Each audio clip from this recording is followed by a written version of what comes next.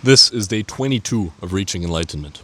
Now, today I'm going to tell you a little story about how I used to use my phone and the evolution of how I use my phone.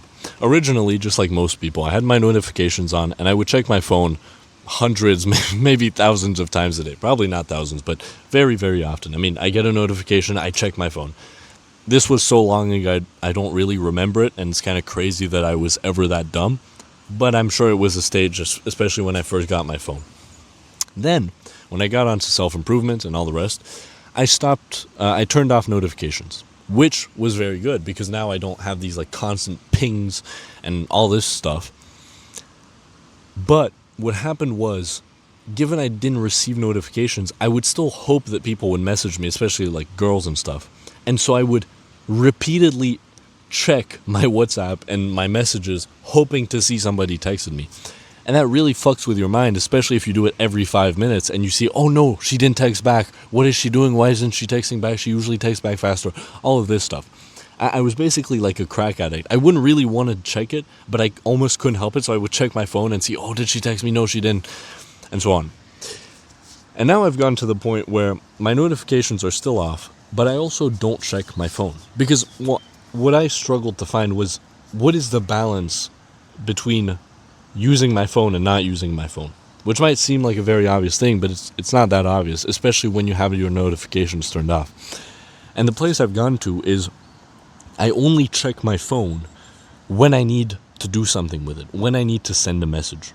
When I was thinking about it today, I realized, how do you expect to get anything meaningful done if you constantly check your phone?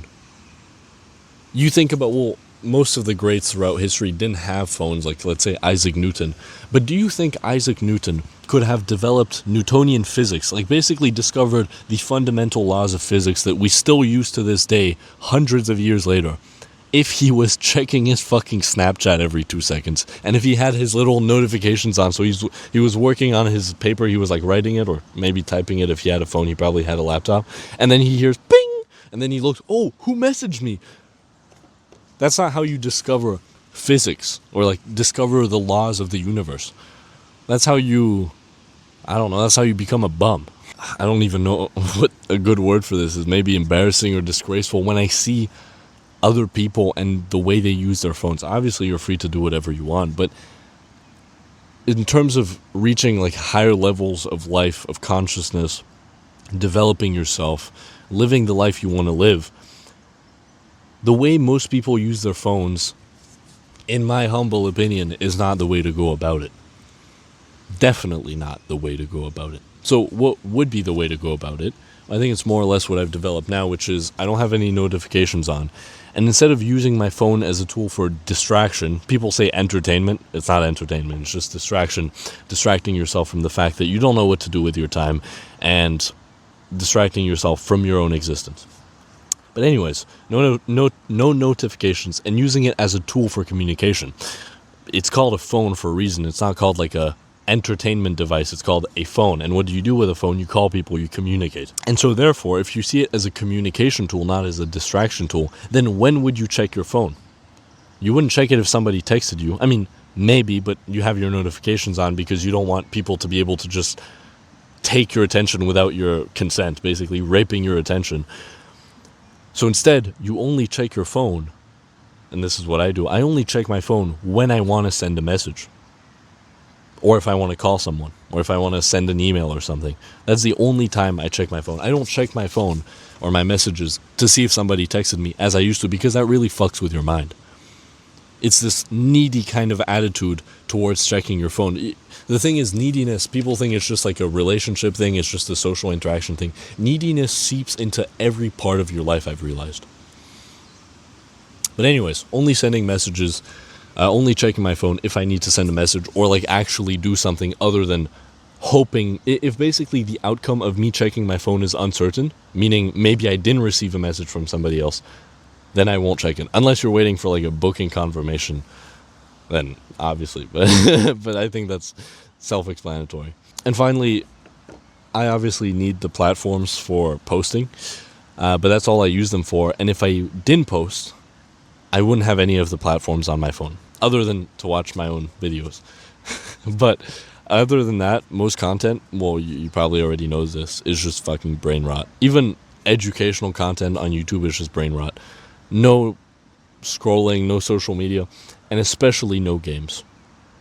Games past the point of 13 is frankly just embarrassing. And again, not to get too conspiratorial, but you imagine if you were in power and you didn't want people revolting, what would you give them and encourage them to do? You would encourage them to have a little device that they keep with them that distracts them 24/7. Like, the thing is, your phone has more processing power than the rocket that went to the moon. And you can either use that to ruin your life and distract yourself, or completely change your life and improve yourself. Most people choose the former because it's a lot easier, but what is easy is not always the right choice, I've learned. And in terms of with women, especially for guys, this part is when you don't check your phone all the fucking time, they're just, especially if they like you, they're going to start wondering what you're up to.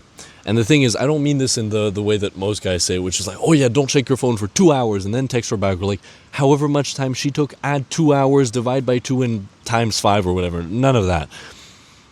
But if you actually go out and do stuff with your life and you don't check your phone, you only check it when you need to send a message, maybe to her, maybe to somebody else, I think that's a much better life than not doing anything with your life and faking being busy by not checking your phone, or not doing anything with your life and always being available.